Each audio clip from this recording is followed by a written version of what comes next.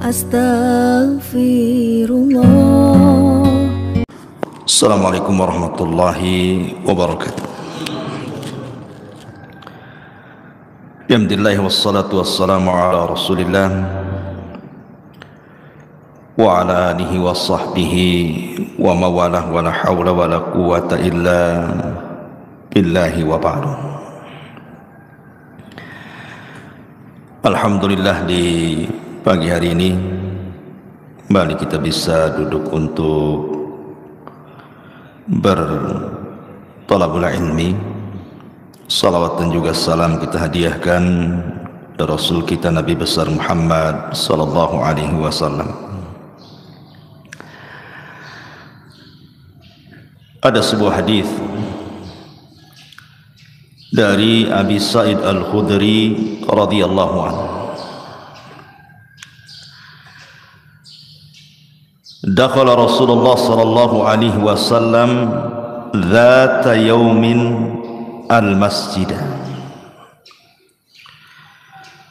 Kata Abi Sa'id Al-Khudri radhiyallahu anhu, suatu hari Nabi sallallahu alaihi wasallam masuk ke dalam masjid. Dalam riwayat di luar waktu salat. Fa idza huwa bi rajulin minal ansar yuqalu lahu Abu Umamah. Tiba-tiba Nabi sallallahu alaihi wasallam mendapati seorang laki-laki dari kalangan Ansar, namanya Abu Umamah. Faqala,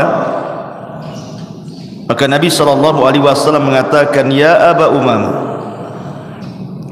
ma li araka jalisan fil masjid fi ghairi waqti shalah. Wahai Aba Umamah, aku melihat dirimu duduk di masjid ini bukan waktu salat. Qala, maka Abu Umamah mengatakan, humumun lazimatni wa duyunun ya Rasulullah. Kegundahan yang kualami wahai Rasul, dan hutang-hutang yang melilitku. Maka Nabi sallallahu alaihi wasallam mengatakan, afalu allimuka kalam idza anta qultahu adhaballahu azza wa jal hammaka wa qada anka dainak. Ya Aba Umamah, maukah kuajarkan kepadamu satu kalimat yang kalau engkau membacanya Allah akan menghilangkan kegundahanmu dan Allah akan lunasi hutang-hutangmu. Qala Abu Umamah mengatakan, qultu bala ya Rasulullah, tentu wahai Rasul, apa kalimat itu? Qala, maka Rasul mengatakan, kul idza asbahta wa idza amsayta Allahumma inni a'udzubika minal hammi wal hazan wa a'udzubika minal ajzi wal kasal wa a'udzubika minal jubni wal bukhli wa a'udzubika min ghalabatid daini wa qahrir rijal. Wahai Aba Umamah, katakan, apabila engkau berada di pagi hari atau engkau berada di sore hari, Allahumma ya Allah, inni a'udzubika, aku berlindung kepadamu, minal hammi wal hazan, dari kebingungan dan kesedihan, wa a'udzubika, dan berlindung kepadamu, minal azzi wal kasal, dari kelemahan dan juga kemalasan, wa a'udzubika minal jubni wal bukhli, dan aku berlindung kepadamu dari kepengecutan dan kebakhilan, wa a'udzubika min ghalabatid daini wa qahrir rijal, dan aku berlindung kepadamu dari terkalahkannya oleh hutang ataupun dikuasai manusia. Qala, maka Abu Umamah menceritakan, fa fa'altu dzalik, aku pun mengikuti saran Nabi. fa adhaballahu azza wa jal hammi wa qada anni daini, maka Allah subhanahu wa ta'ala menghilangkan kegundahanku dan Allah lunasi hutang-hutangku. Riwayat ini sebagian ulama melemahkannya, kan ada seorang rawi namanya Ghassan, dan Al-Hafidh Ibnu Hajar mengatakan layyinul hadis, hadisnya lemah. Akan tetapi hadis ini ada syahid dari hadis yang lain yang sahih dari doa Nabi sallallahu alaihi wasallam, Allahumma inni a'udzubika minal hammi wal hazan. Ya Allah, aku berlindung kepadamu dari kegundahan dan kesedihan. Hadis ini sahih. Ma'asyiral muslimin yang dimuliakan Allah azza wa jalla, yang kita bisa petik kaidah ataupun faedah dari riwayat ini, bahwa setiap manusia, mau solehnya mau tidaknya, mau orang biasa mau nabinya, semua pasti mengalami alham wal hazan. Orang itu pasti suatu ketika akan mengalami gundah, bingung dan sedih. Ma'asyiral muslimin yang dimuliakan Allah azza wa jalla, setiap tempat yang ada kebahagiaan pasti di situ ada kesedihan. Setiap tempat yang ada kebahagiaan pasti ada kesedihan. Boleh jadi kita melihat anak-anak kita terkadang senang, bahagia, tapi ketika anak kita sakit, kita pun sedih. Satu sisi bahagia, sisi lain sedih. Ketika kita melihat istri kita, kita sayang dan cinta kepada mereka, tapi ketika terjadi masalah keluarga, bingung, sedih, gundah dan begitu seterusnya.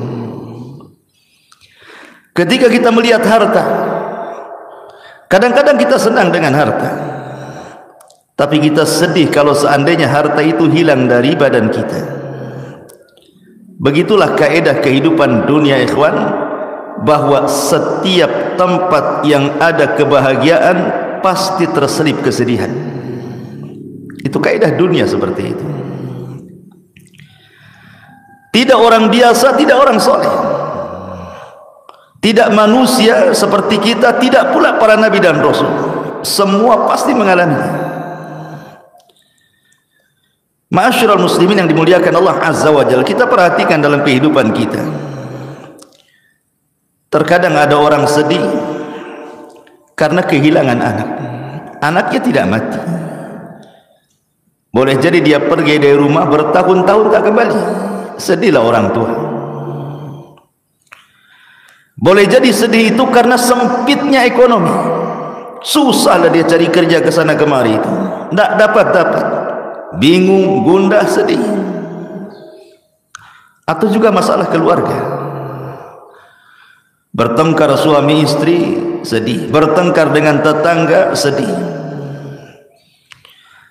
Atau boleh jadi karena kematian, seseorang ditinggal mati orang yang dicintainya, entah orang tuanya, entah istrinya, entah anaknya, pasti akan sedih, akan gundah. Atau boleh jadi memikirkan sesuatu yang belum terjadi, masa depan. Kadang-kadang sudah bingung duluan dia, macam mana masa depan anak saya, macam mana masa depan ekonomi saya, apakah hutang-hutang ini bisa saya lunasi atau tidak. Stres dia. Itulah penyebab kesedihan. Atau kadang-kadang sakit. Orang sakit itu jauh lebih sedih, lebih galau ya dibandingkan orang sehat.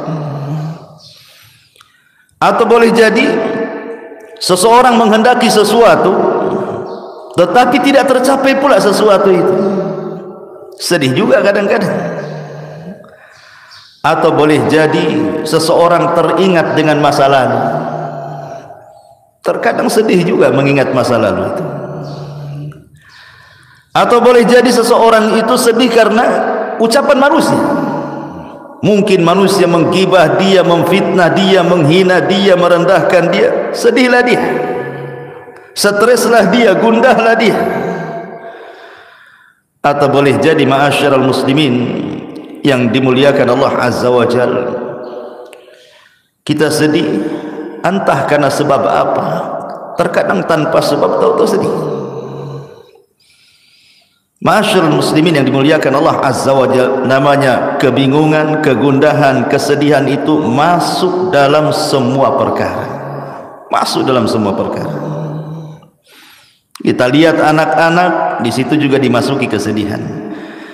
Lihat istri, dimasuki kesedihan. Lihat harta, dimasuki kesedihan. Lihat kawan, dan begitu seterusnya. Setiap tempat yang di dalamnya ada kebahagiaan terselip kesedihan. Itu sebuah keniscayaan. Ma'asyiral muslimin yang dimuliakan Allah Azza wa Jalla, tentu dengan melihat hadis ini ada pelajaran besar bagaimana Abu Umamah yang awalnya sedih jadi bahagia. Awalnya dia mengatakan di hadapan Rasul, humumun lazimatni wa duyun. Rasul, aku ini bingung, gundah hati dan sedih karena hutang-hutang menumpuk di kepalaku. Tapi setelah Nabi SAW mengarahkan untuk senantiasa membaca doa tadi, kata Abu Umamah, setelah aku lakukan apa yang disarankan Rasul, apa kata Abu Umamah? Azhaba anni hammi wa qada anni daini. Allah hilangkan kegundahanku dan Allah lunasi hutang-hutangku. Dalam setiap kesedihan itu pasti ada nikmat yang tersembunyi, ikhwan. Dalam setiap kegundahan hati itu ada nikmat yang terselubung, terkadang manusia tidak memikirkannya. Kalau seseorang itu tidak sedih, dia tidak akan merasakan nikmat bahagia. Orang kalau tidak pernah galau, tidak pernah gundah, tidak pernah sedih, tidak akan merasakan nikmat bahagia. Orang kalau tidak pernah sempit kehidupannya, tidak akan pernah merasakan nikmat lapang. Sebagaimana orang yang sakit, kalaulah orang itu tidak pernah sakit, dia tidak pernah merasakan nikmatnya sehat. Coba kalau antum sakit, antum terasa, oh orang sehat itu enak juga. Jangankan itu, sakitnya mungkin tidak seberapa, sakit kepala mamanya kan itu, tapi sakit kepala, sakit sekali kepala ini, baru teringat enaknya ketika tidak sakit kepala kan itu. Atau kalau orang tidak pernah merasakan kefakiran, dia tidak akan merasakan nikmatnya kaya. Orang kalau belum pernah fakir, dia belum pernah merasakan nikmatnya kaya. Orang yang tidak pernah merasakan buta, dia tidak pernah merasakan nikmatnya melihat. Orang tidak pernah merasakan nikmatnya cahaya kalau tidak pernah hidup dalam kegelapan. Oh enak juga cahaya ini, karena pernah mengalami kegelapan dia, berarti taulah nikmat cahaya itu. Sebagaimana orang tidak pernah merasakan nikmat malam kalau tidak pernah berjalan di siang hari, atau mungkin sebaliknya. Begitu juga nikmat taubat. Orang tidak akan pernah merasakan nikmat bertobat kepada Allah kalau sebelumnya dia tidak maksiat. Ma'asyiral muslimin yang dimuliakan Allah Azza wa Jalla, dan begitu seterusnya. Dalam setiap kesedihan itu pasti di situ ada kebahagiaan. Inna ma'al usri yusra, inna ma'al usri yusra. Setiap kesulitan itu pasti ada kemudahan. Adam alaihi salatu wassalam nikmat terus di sorga. Di sorga itu tidak ada kecuali kenikmatan. Allah uji dengan memakan buah larangan. Akhirnya Adam diturunkan ke bumi. Sedihlah Adam, baru tahu dia nikmatnya sorga. Itu Nabi. Nabi Musa alaihi salatu wassalam ketika dia membunuh seseorang dari Bani Israel, takut dia.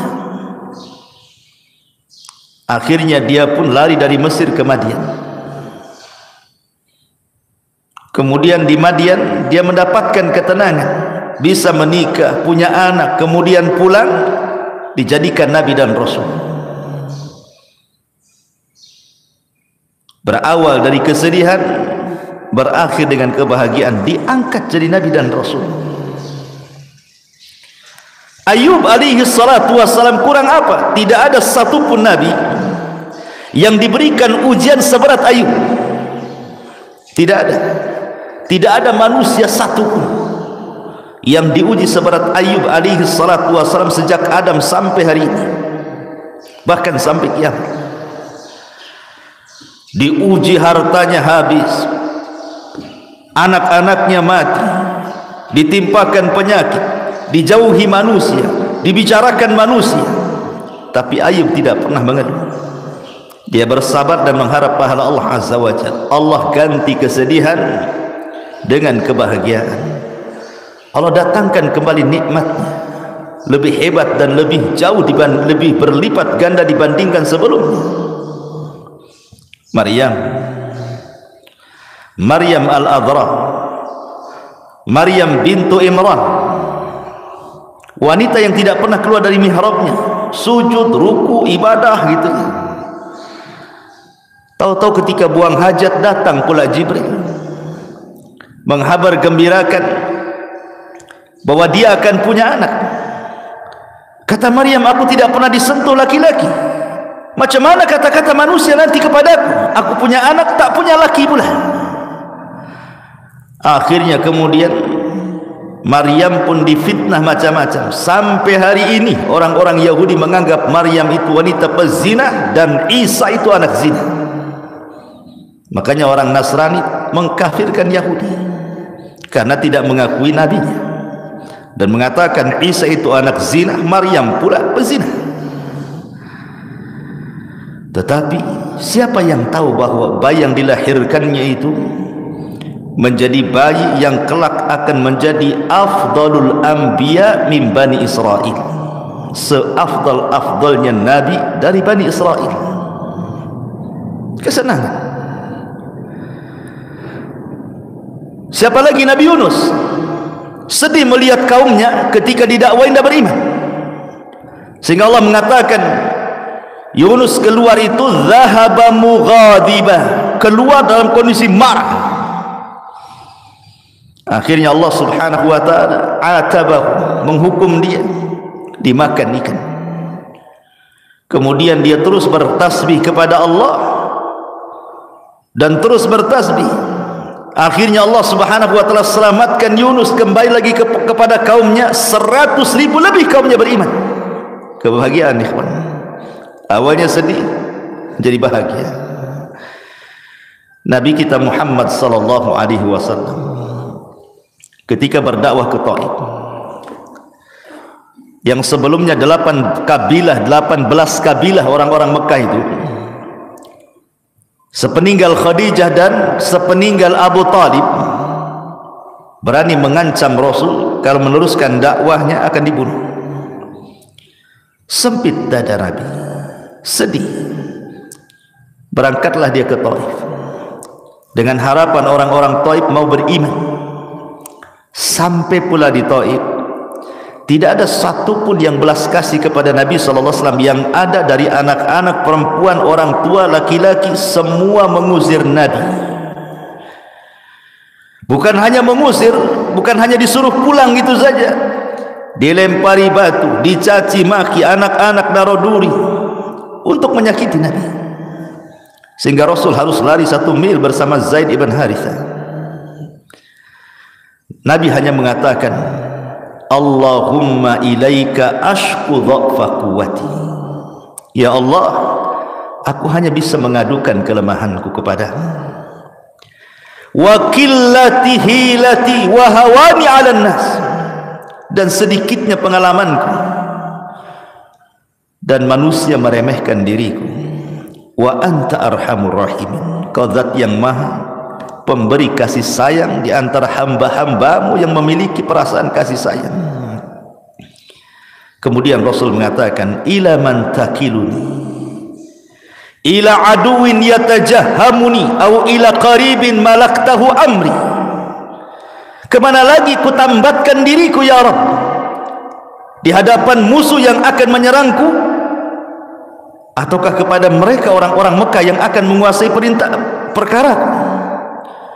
Tapi lihat bagaimana Nabi SAW menenangkan dirinya, illam takun alayya sakhatun fala ubali ya Rabb, asal engkau tidak marah kepadaku, asal engkau tidak murka kepadaku, aku enggak peduli dengan mereka. Seolah-olah Rasul ingin katakan, kalau orang-orang Taif melempariku bukan karena kemurkaanmu kepadaku ya Rabb, aku tidak peduli. Silahkan mereka mengatakan apapun soal diriku, yang penting ini bukan bentuk azabmu kepadaku. Rasul menenangkan dirinya. Kemudian masuk lagi ke Mekah, tidak bisa berdakwah sama sekali, malah diusir dari Mekah ke kota Madinah. Ketika Allah tutup satu pintu, di sana Allah buka banyak pintu. Masuk ke kota Madinah, Islam tersebar, dan Rasul pulang ke Mekah, akhirnya membebaskan kota Mekah. Inna ma'al usri yusra. Antum jangan kira ketika antum sedang sedih karena ada kesulitan, tiba-tiba Allah menutup satu pintu, kemudian antum katakan di sana tidak ada pintu. Bahkan di sana banyak pintu yang akan mengarahkan kepada kebahagiaan. Ingat, ketika Allah mengatakan inna ma'al usri yusra, inna ma'al usri yusra, ketika Allah mengatakan al usri menggunakan alif lam, tapi ketika mengatakan yusran tidak menggunakan alif lam. Apa faedahnya? Alif lam itu menunjukkan ma'rifat, tapi tanwin itu menunjukkan nakirah. Itu belajar bahasa Arab. Di antara tanda-tanda isim ma'rifat, salah satunya dimasuki alif lam. Tanda-tanda isim nakirah, ketika kalimat itu ada tanwinnya, karena hilang alif lam muncul tanwin, hilang tanwin muncul alif lam. Begitulah matematika dalam bahasa Arab. Ma'rifat itu artinya jelas, nakirah itu artinya tidak jelas, umum. Seolah-olah ingin mengatakan inna ma'al usri yusra, inna ma'al usri yusra. Al usri yang pertama adalah usri yang kedua, tapi yusron yang pertama bukan yusron yang kedua. Artinya terkadang satu kesulitan Allah kasih dua kemudahan, bahkan bukan dua kemudahan, bisa tiga kemudahan, empat kemudahan, dan begitu seterusnya. Bahasa saya, jikalau Allah subhanahu wa ta'ala menutup satu pintu, di sana banyak pintu-pintu. Itu maksudnya. Karena Allah subhanahu wa ta'ala tidak menciptakan kita untuk sedih selamanya, tidak pula menciptakan kita untuk bahagia selamanya. Di sana ada bahagia, di sana ada sedih. Begitulah kehidupan manusia. Ma'asyiral muslimin yang dimuliakan Allah subhanahu wa ta'ala, bahkan orang-orang yang kita anggap mereka sedih di mata kita, tapi sebenarnya mereka bahagia di mata Allah subhanahu wa ta'ala. Wala tahsabanna alladhina qutilu wala tahsabanna alladhina qutilu fi sabilillahi amwata bal ahya 'inda rabbihim yurzaqun. Jangan kau sangka orang-orang yang mati di jalan Allah mereka itu mati, tidak, mereka hidup dan mereka mendapatkan rizki di hadapan Allah azza wa jalla. Itu kan di antara zahir yang kita tampak, dia meninggalkan, kasihan dia meninggal. Kenapa dia tidak hidup saja? Di mata kita mungkin kita sedih. Salah, dia sedang mendapatkan kebahagiaan. Belum tentu zahirnya sedih, hakikatnya dia sedih, tidak. Terkadang zahirnya saja kita nampak orang sedih, ternyata dia orang yang paling bahagia. Betapa banyak ikhwatu fiddin yang kita anggap orang itu bahagia, dia pula orang yang paling sedih. Lihat orang kaya, Kita sangka mereka senang. Rupanya banyak orang-orang kaya itu yang sedih. Bahkan orang miskin lebih bahagia dibandingkan orang kaya. Ma'asyiral muslimin yang dimuliakan Allah Azza wa Jalla. Oleh karena itulah maka karena kesedihan sebuah kepastian, gundah hati sebuah kepastian, hadapi saja. Terkadang ada orang yang belum bisa move on dalam bahasa kita ya.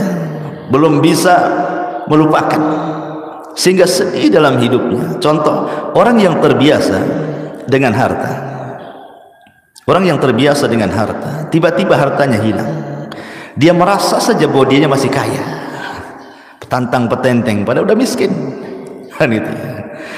Orang yang dulunya mungkin mantan jenderal, ketika dia jadi jenderal, gaya, bisa nunjuk orang. Ketika purnawirawan sudah nggak dihormati orang lagi, tapi dia merasa masih jenderal juga karena pernah jadi jenderal. Masalahnya kan, karena ada orang kayak gitu, merasa masih jadi polisi padahal sudah purnawirawan kan, gayanya jadi RT kayak polisi dia. Ada tuh, dia belum bisa move on. Kalau nikmat itu sudah nggak ada sebenarnya. Atau orang kalau terbiasa, contoh saja, orang terbiasa kemana-mana punya mobil kan gitu, hilang mobilnya, perasaan masih ada aja nengok gitu, padahal udah nggak ada gitu ya. Ada orang-orang yang belum bisa melupakan masalah. Orang yang dulunya pernah jadi manajer perusahaan, tidak lagi jadi manajer, masuk ke masyarakat kayak manajer aja, nunjuk-nunjuk orang aja tuh ceritanya. Ada orang kayak gitu, perasaan dia itu masih jadi manajer.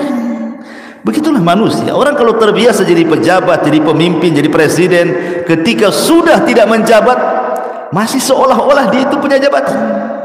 Ada orang seperti itu, karena dia belum terbuka, belum bisa menghadapi kenyataan bahasa kitanya ya. Padahal manusia itu akan diputar, watilkal ayyam nudawiluha bainan nas. Hari-hari itu berputar, kadang sedih, kadang senang, kadang sempit, kadang bahagia, kadang berkumpul, kadang berpisah, kadang mati, kadang hidup, dan begitu seterusnya manusia itu. Tidak lepas dari perkara-perkara seperti ini. Dari sini ma'asyiral muslimin yang dimuliakan Allah Azza wa Jalla, yang ingin saya jelaskan, bahwa terkadang Allah Subhanahu wa taala memberikan ujian kepada hamba berupa kesedihan, dan ini azab ataupun ujian yang paling berat ya. Ujian yang paling berat itu adalah ketika Allah menguji hati. Kalau seandainya yang diuji harta kita hilang dan dia bisa menghadapinya, dia tidak akan sedih. Kalau seandainya kita pernah punya jabatan, kemudian tidak menjabat lagi, dan kita bisa menghadapinya, tidak akan sedih. Sebutkan apa? Tapi kalau Allah sudah menguji hati, ikhwan, sekalipun jabatannya tidak hilang, hartanya tidak hilang, keluarganya tidak hilang, perasaan itu semua nggak ada di mata dia. Kalau sedih, contoh, ada orang kaya raya, sak kaya-kayanya, anggaplah dunia itu milik dia.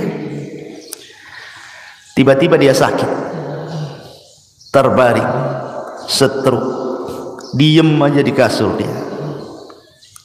Satu lemari pakaian bagus dipakai dia? Tidak. Mobil yang mantap itu kan, yang berserak-serak di parkiran dia, nggak bisa juga dia nyetir, sakit, stroke, gimana?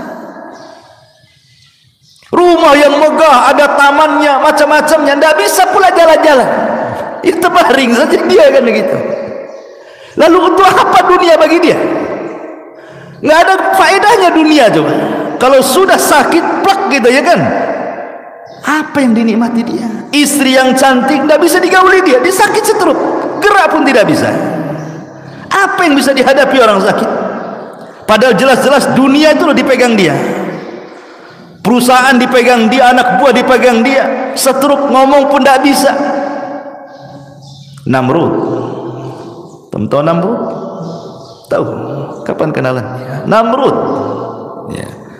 Namrud satu di antara 4 raja dunia. Sombongnya dia mengatakan di hadapan Ibrahim, ana uhyi wa umit, saya bisa mematikan, saya bisa menghidupkan, katanya. Keluarkan 2 orang dari penjara, satu dibunuh, satu dibebaskan. Ana uhyi wa umi, saya bisa menghidupkan, saya bisa mematikan. Yang satu dibunuh nih, saya hidupkan yang satu. Pergi. Ibrahim tidak membalas. Ibrahim bisa saja mengatakan, itu yang mati kau hidupkan. Tapi ini perkara darah. Ibrahim tidak mungkin mengatakan seperti itu. Nanti Ibrahim pula dibunuh. Sini saya bunuh, nanti saya hidupkan. Ini masalah-masalah darah. Ibrahim menghindar dari itu. Dia hanya mengatakan, oke, Tuhanku, ya'ti bisyamsi minal masyriq fa'ti biha minal maghrib. Tuhanku mendatangkan matahari dari arah timur, sekarang kau terbitkan dari arah barat, katanya. Fa buhital ladzi kafar. Diamlah si Namrud. Tetapi kesombongan Namrud ini terhenti ketika Allah mengadab dia dengan apa? Seekor nyamuk. Ba'udah. Satu nyamuk masuk ke lubang telinganya, bersarang di otaknya. Namrud pun sakit. Dalam riwayat Bani Israel, 40 tahun Namrud terbaring gara-gara nyamuk tadi. Lalu apa kekuasaan yang dia miliki? Dia nyuruh pembantunya untuk memukulkan setiap hari di kepalanya supaya nyamuk itu keluar. Dipukul sendal setiap hari. Akhirnya karena setiap hari dipukul, mati gara-gara dipukul sandal Namrud. Lihat ikhwan, Namrud raja dunia, ketika Allah uji, sakit dia, apalah kekuasaan itu. Makanya ma'asyiral muslimin, belum tentu orang yang dianggap dia tidak bahagia, rupanya dia pula orang yang paling bahagia. Karena ada orang yang salah ketika mencari konsep kebahagiaan. Ada orang mengatakan bahwa bahagia itu bijam'il mal, kalau hartanya banyak bahagialah katanya. Kata siapa? Siapa yang lebih kaya dibandingkan Qarun? Tidak ada. Tidak ada manusia sekaya Qarun. Tapi apa kata Allah dalam Quran? Fa khassafna bihi wa bidarihil ardh. Kami hempaskan Qarun ke dasar bumi dan semua hartanya masuk ke dalam dasar bumi. Saking kayanya, disebut-sebut sampai hari ini. Nemu dompet, harta Qarun. Harta Qarun nih katanya. Semua dinisbatkan ke Qarun. Lihat, untuk apa kaya? Bahagia Qarun? Tidak, diazab oleh Allah. Kekuasaan, katanya itu sebab orang dapat bahagia, sehingga ada orang yang sikat kiri sikat kanan, kan itu ya, sikut kiri sikut kanan, bahagia seperti itu. Fir'aun sombong dengan kekuasaannya dan mengatakan seluruh pantai di Mesir di bawah kakiku. Ketika dia sombong dengan pantai, ditenggelamkan pula dia di pantai. Fa aghraqnahu wa junudahu, kami tenggelamkan si Fir'aun plus bala tentaranya. Siapa lagi?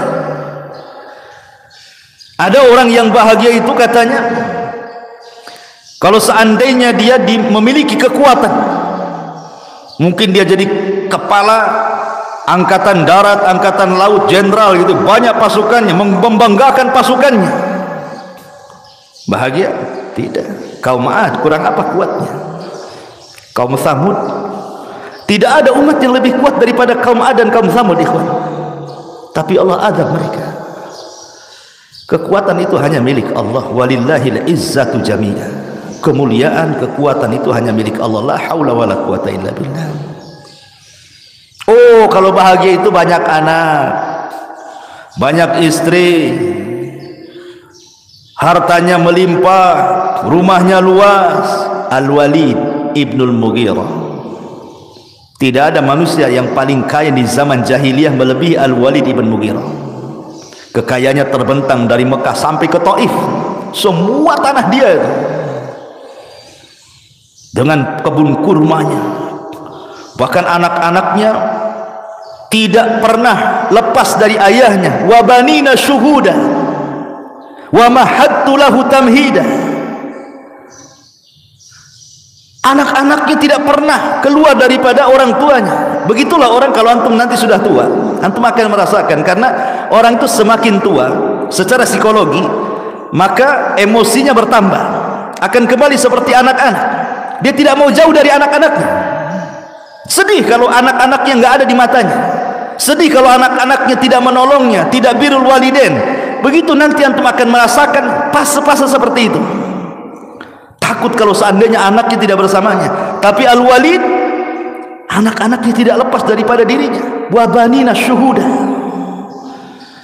Tapi apa ujung Al-Quran? Sa'uslihi saqar. Allah katakan kami akan masukkan si Walid ke dalam neraka saqar. Turun surah Al-Mudaththir. Ma'asyiral muslimin yang dimuliakan Allah Subhanahu wa taala. Lalu kalau sudah begitu, apa manfaatnya coba? Kita tidak mengingkari harta itu bisa menyumbang kebahagiaan, tapi bukan segala-galanya. Kita tidak pernah mengingkari kedudukan, pangkat, jabatan, juga adalah secercah kebahagiaan di situ. Tapi sekali lagi itu bukan segala-galanya. Karena kebahagiaan yang hakikat itu bukan seperti itu. Ma'asyiral muslimin yang dimuliakan Allah Subhanahu wa taala, yang ingin saya katakan, Ibrahim ibn Adham rahimahullahu taala sampai mengatakan, "Law 'alimal muluk wa abna'ul muluk ma nahnu fihi minas sururi wan na'im, idzan lajaladuna 'alaihi bisuyuf." Lihat kata Ibrahim bin Adham, seandainya para raja itu mengetahui, atau anak-anak raja itu mengetahui tentang kami para ulama,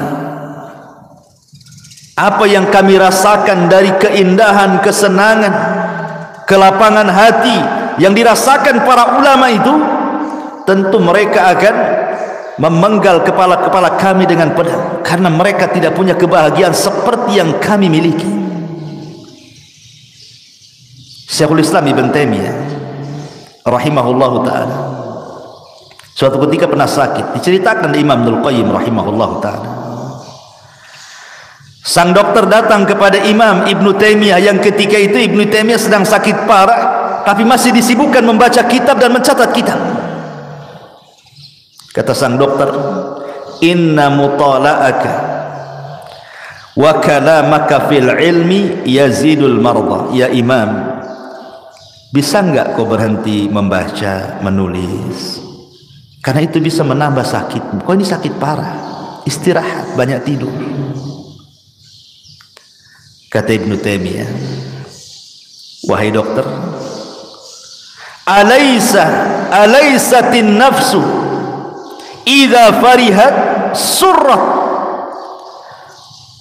qawiyat tabi'atu fadafa'atil marad. Wahai dokter, bukankah kalau jiwa itu tenang, hati senang, gitu kan, itu bisa menguatkan badan kita dan cepat menyembuhkan. Artinya kalau orang sakit terus dipikirkan sakitnya, makin sakit ya. Tapi kalau orang sakit tidak dipikirkan sakitnya, hatinya lapang, tenang, pasti cepat sembuh tuh dari penyakitnya. Kata dokter, tentu ya betul, memang kaedahnya seperti itu. Maka Ibnu Taimiyah mengatakan, ya dokter, tidak ada kebahagiaan dalam hatiku melebihi ini, membaca, menulis, membaca, menulis. Itu tidak ada kebahagiaan dalam hati kecuali ini. Boleh jadi ini yang mempercepat kesembuhan. Kata dokter, oh itu di luar medis itu katanya. Itu di luar medis. Itu ijtihadmu wahai imam, katanya. Tapi dari sini ma'asyiral muslimin yang dimuliakan Allah Azza wa Jalla, lihat para ulama, mereka bahagia itu karena dekat dengan Allah. Yang bisa membahagiakan manusia itu bukan harta, bukan dekat dengan harta, bukan dekat dengan jabatan, bukan dekat dengan keluarga, tapi kedekatan kita dengan Allah Subhanahu wa taala. Ada satu perkataan Ibnu Mas'ud radhiyallahu anhu mengakhiri kajian kita. Kata Abdullah ibn Mas'ud radhiyallahu anhu, dan ucapan Ibnu Mas'ud juga dinukilkan Imam Ibnul Qayyim rahimahullahu taala, dalam Madarijus Salikin.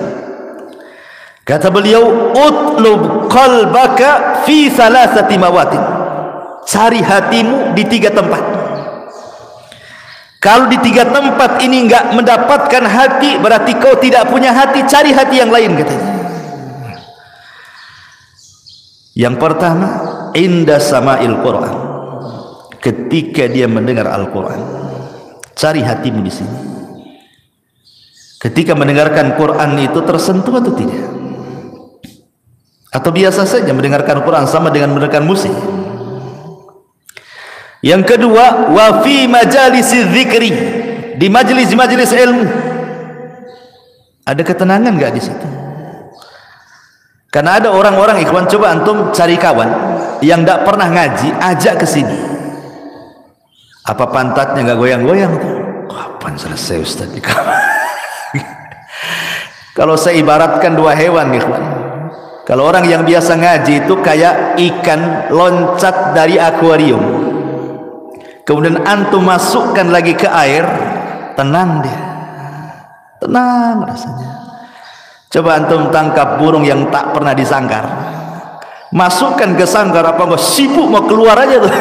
Itulah orang yang jarang ngaji. Antum ajak ke masjid, sibuk aja tuh, mau pulang aja tuh. Apalagi ustadznya ngantuk, ada malas gitu. Seperti itu, ya. Ataupun pamannya, kata beliau, kata sahabat Ibnu Mas'ud radhiyallahu an, wa fi waqtil khalawat, cari hatimu di saat-saat engkau menyendiri. Bangun sepertiga malam, enggak ada orang, semua tidur kecuali antum dengan Allah saja. Kata beliau, fa illam tajidhu fi hadhil mawatin, kalau engkau tidak mendapati hatimu di 3 tempat ini, fa'lam, ketahuilah, annahu la qalbalaka, engkau tidak punya hati. Fasalillaha qalban, minta lagi kepada Allah agar diberikan hati akhar yang lain, katanya. Berarti hatimu mati itu. Minta lagi kepada hati yang lain. Ya. Ini di antara faedah yang disebutkan oleh Abdullah bin Mas'ud radhiyallahu an, subhanaka wa bihamdika asyhadu an la ilaha illa anta astaghfiruka wa atubu ilaik. Allahu ta'ala alam. Assalamualaikum warahmatullahi wabarakatuh.